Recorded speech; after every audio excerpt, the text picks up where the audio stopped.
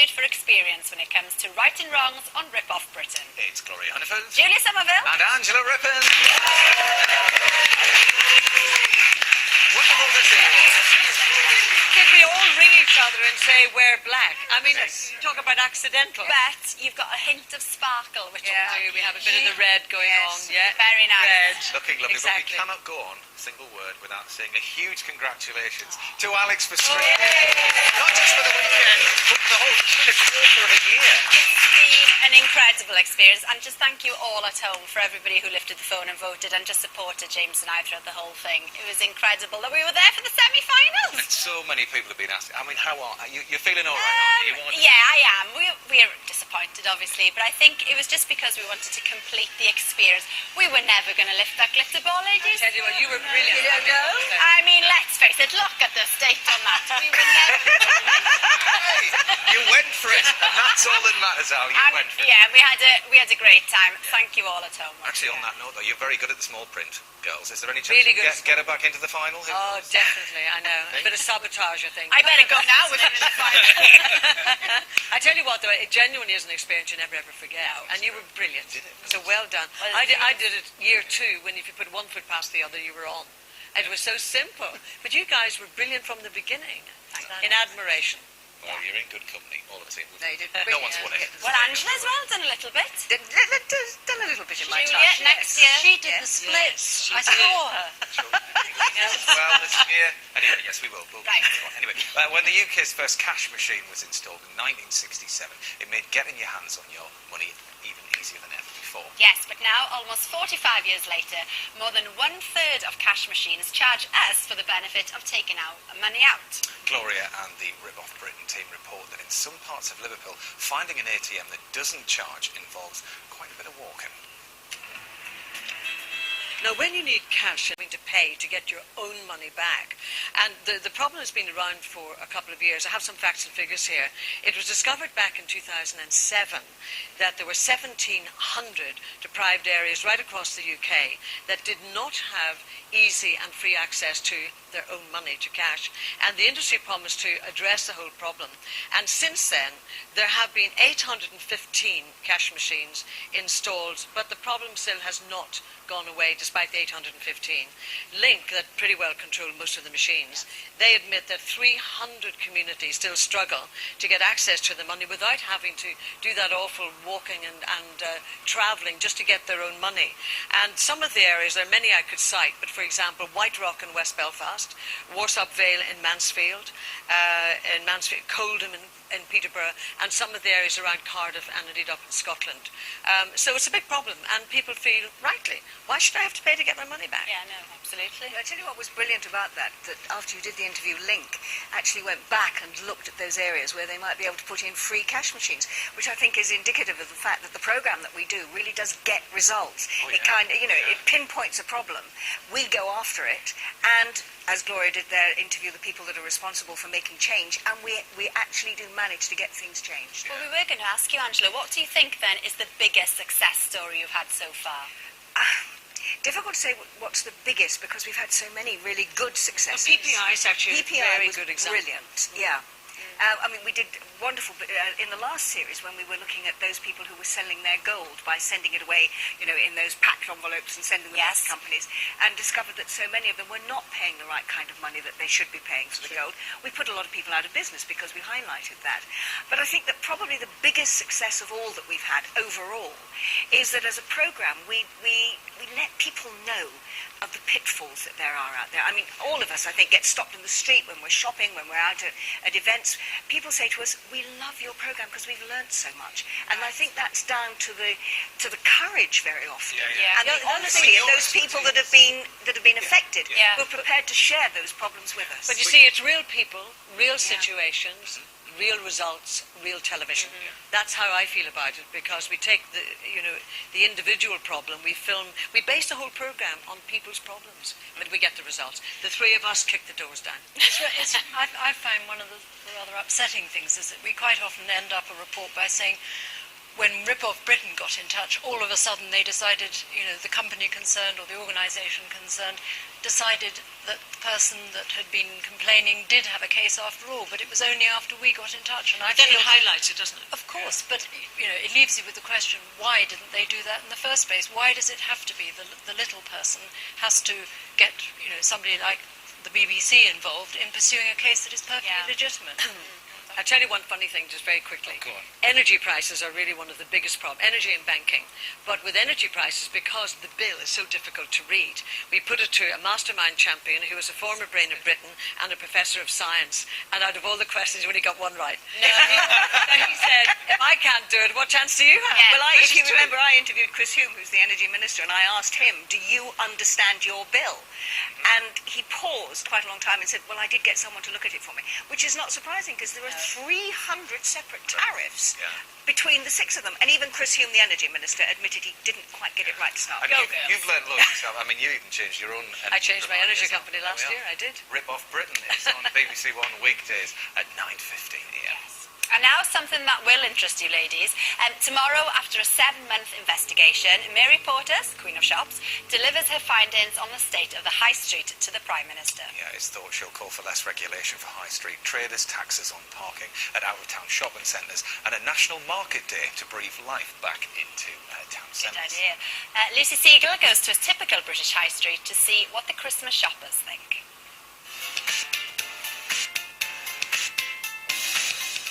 The British High Street, where 1 in 7 shops stands empty and pound shops now outnumber bookshops. See, there's 3 of you ladies. Yes, there you are. And you are fighting for consumer justice. Yes. So we thought maybe something like this would have been good. Let's have a look. Once upon a time, there were 3 beautiful girls. 2 of them were brilliant newsreaders. The other was one of Britain's best-loved presenters. But I took them away from all that, and now they work for me. My name is Charlie.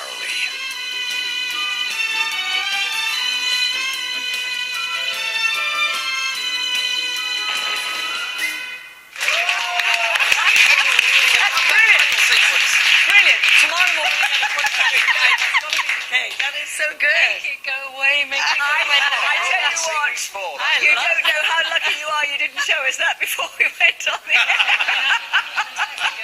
You can have that if you wanted. It's there for you. Yes, thank you. Vastly entertaining and safe Yeah. which. And now then, with under 2 weeks to Christmas Day, Panto season is in full swing, and increasingly the princes, dames and fairy godmothers are played by the famous faces that fill our TV screens and magazines. But did you know that the idea of using celebrities to promote pantomimes is over 100 years old? Oh, yes, it is! Oh, yes, it is! Oh, for goodness sake, here's Jazz.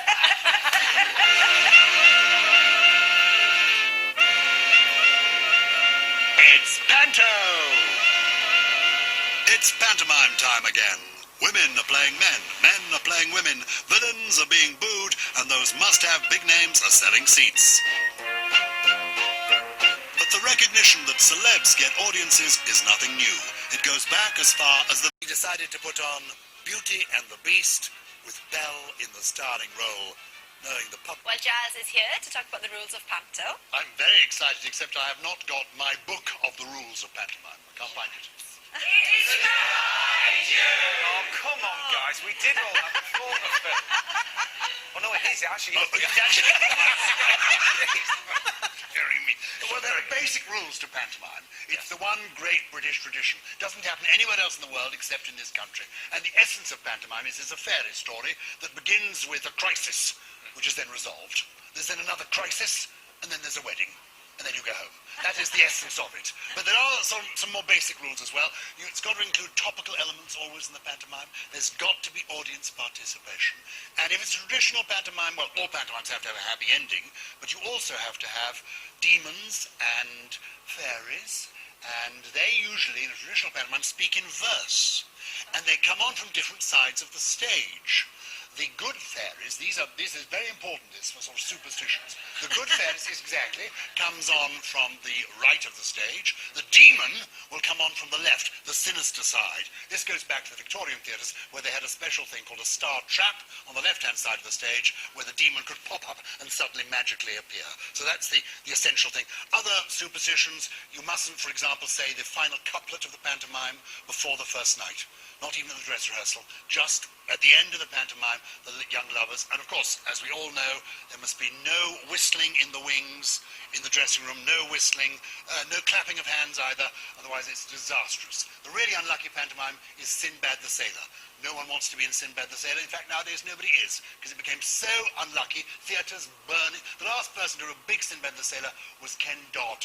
And that was just before the Inland Revenue called. True story. True story. It hasn't been put on since. The essence of pantomime, though, it's the Lord of Misrule, topsy-turvy. Everything's upside down. Yes. Humans appear as animals, men appear as women appear as men. Yes. And the women appearing as men, I think, is very interesting. It goes back to the 18th century. And then in the 19th century, it was made popular by a lady called Madame Vestris. Think back to Victorian times. You could never see beautiful legs. Do you remember? All our childhoods were excited, well, I was an adult by then, by seeing Angela's legs. On television we were. But in Victorian times it was not possible. People wore crinolines, they wore long dresses. Pantomime, dress up as a lad, and you could wear breeches. They were called breeches parts. And so Dandini, Aladdin were played by girls dressed as boys so they could show off their shapely legs. And then men began to appear as women because the women didn't want to be ludicrous old women, but musical stars introduced by Augustus Harris into the Victorian theatre as pantomime stars. Herbert Campbell, there he is, the Les Dawson of his day, he's the fellow on the left. He began playing the dame part, and it's grown from there. So that's how it all began. Yeah. There you are. Well, you rounded all that up very nicely. I did very nicely. Don't you think we've got three people here who could be stars? You would be so good as Dandini. You must have been offered it time and again. Prince Charming. Lots of times, and I've always said no, darling. I'm keeping my Dandini under wraps. But I do know that Gloria's done panto, haven't you? I did it twice. Yeah. I did it for the taxman, if I'm being really honest, because well, you know, all Americans come here now for the banquet. Yes. Yeah. I mean, it's fun. But also to get a lot of money. I bet it's loads. I did Aladdin, Cinderella myself. But anyway, Did you? on to I did. But we're You say moving you on to played Cinderella. That's what I thought you meant. But anyway, we're moving on to big cats now. Do you want me to tell you the secret? Because obviously I've done Country File for a while now. Yeah. Do you want me to tell you the secret of spotting a big cat wild in the British countryside? Yeah, go on.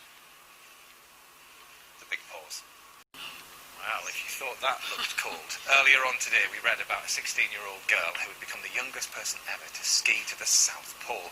She arrived back in the country this afternoon, so we were amazed when she accepted our invitation to come straight to the show. Yeah. Please give a round of applause for Amelia Hempleton Adams and her explorer father, David. Lovely.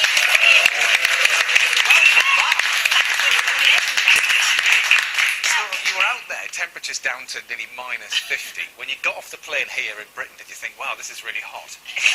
No, not really. It's probably colder here. It's colder here, right? Yeah, it feels it. Now, your dad, you've done lots of polar expeditions, but first of all, how was it spending 17 days straight with your dad? It wasn't too bad, apart from his snoring. Hardly slept for 3 weeks. And how was she to have along as part of the team, David? Fantastic. Bearing in mind, she's just a young teenager. Absolutely. She was the youngest by at least 30 years. So to actually cope with those conditions and with all the people as well, she did very, very well. Yeah, and the pace of it, I mean, as well. Just we were looking at some pictures here. What's happening here, Amelia? Obviously, you're dragging all your belongings behind. That's at Union Glacier Camp, just training, and then that's when I actually reached the South Pole. How would you describe your experience, Amelia? Because, I mean, it must be hard for anybody at home to imagine what you saw, what you felt up there. Yeah, it was really tiring, but it's definitely worth it. Yeah? Yeah. Highlights for you? Definitely reaching the pole. Yeah, I bet. And you had a little memento with you, didn't you? Yeah, from Shackleton's granddaughter, Alexandra. It was a coin. And also a photo which Dad made us salute every morning and night. Because he believed he blessed us with the good weather. And is it right, David, that you set off from where his was cancelled, his last expedition was cancelled? Well, he, on his south expedition, he got the furthest south within 97 miles. So we set off 98 miles from the pole and just skied there. But we were blessed, and, he was a great Irishman. And each morning, each night, I made the team salute him, and he gave us wonderful weather. Massive congratulations. And thanks to you very well for joining us this evening. Yes, you can see Rip Up Britain every morning on BBC One at 9:15 a.m. Tomorrow we're going to be joined by Eddie Izzard. See you then. Wow.